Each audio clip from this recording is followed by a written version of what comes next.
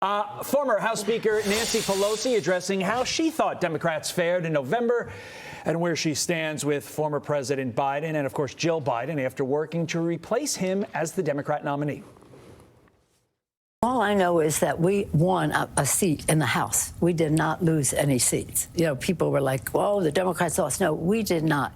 I think it would have been quite different with President Biden at the top of the ticket. The former First Lady, Jill Biden, has spoken out saying she was disappointed in you.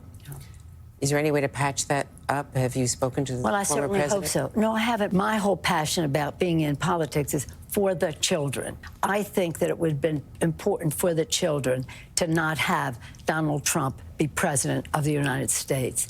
Fox News contributor Joe Concha joins us now. Joe, a whole lot packed into that soundbite. She still hasn't patched things up with the Bidens. Yeah. But she does have a very optimistic view of where Democrats stand.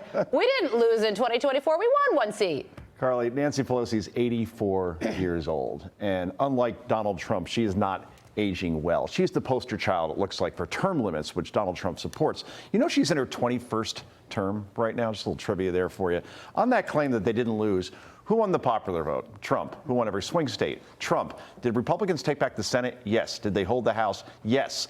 Are more states governed by Republicans than Democrats? Yes. Solid majority. Is there a 6-3 conservative bend in the Supreme Court? Yes, at least in theory, right? So this is what we call 31 flavors of delusion. She is now in the denial stage of the 7 stages of grief. To go on national television and say something like that, it's a whole ball of wrong. And of course, by the way, the Bidens haven't spoken to Pelosi since she shivved Joe Biden back in July. If somebody shivved you, are you inviting them to go bowling anytime soon? Of course not. I mean, she bet on Kamala Harris, and that was a bad bet. But, Joe, it's about the kids. Paul Pelosi makes all those stock trades for the children. Let's remember that. The Gordon Gekko of our time. The View co-host, meantime, Ana Navarro, asking, when are you Americans going to take to the streets to protest against President Trump?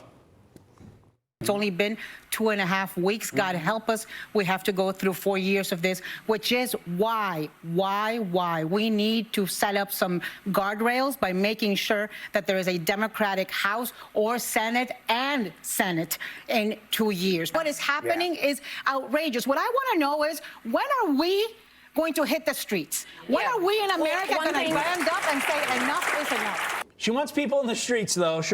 We expect to see Ana Navarro leading her minions into battle, carrying protest signs, maybe pitchforks, down Broadway, you know, from the ABC studios. Ozempic Anna better not wear what she's just wearing there. It's like 14 degrees out. It's very cold out. It's very cold. She looks yes, nice. It is. She looks good. Yeah, look, she's a multi-millionaire. She ain't taken to the streets anytime soon unless it's in the back of a limo. But that sounded very insurrection-y, didn't it? Yeah. Right? Sounded like Hakeem Jeffries, the minority leader who said that we need to fight Republicans in the streets. This is what you have when you can't win on policy. In fact, since the election, have you heard any policy ideas from Democrats? We've heard a lot of shrieking about Elon Musk and he's cutting government. Well, that makes you pro-government waste. They voted against the Laken-Riley Act. 148 Democrats, which means you're pro-violent murderer of women in our country. They voted against the Women in Sports Act, 203 Democrats. You're pro-trans athletes because almost no Americans support that. In other words, they're playing the resistance here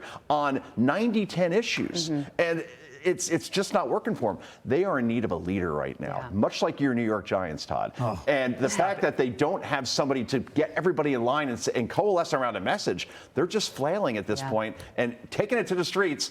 This ain't 2017 anymore. That was Ana Navarro's view. It's also the view of Al Green, who is apparently introducing articles of impeachment for Donald Trump's dastardly deeds. I didn't know that was a high crime or misdemeanor, but I would say most Americans are optimistic over outraged right now. Taking it to the streets, also the view of Michael McDonald and the Doobie Brothers. Oh, wow. Great song. We'll try and incorporate that in the show before it's over. Released before Carly was born. Yes. But I have a father who's a big Doobie Brothers fan, so I am well aware. Really? All right, Joe, have a great Friday. Good weekend. Good to see you. I love Doobies. Bye.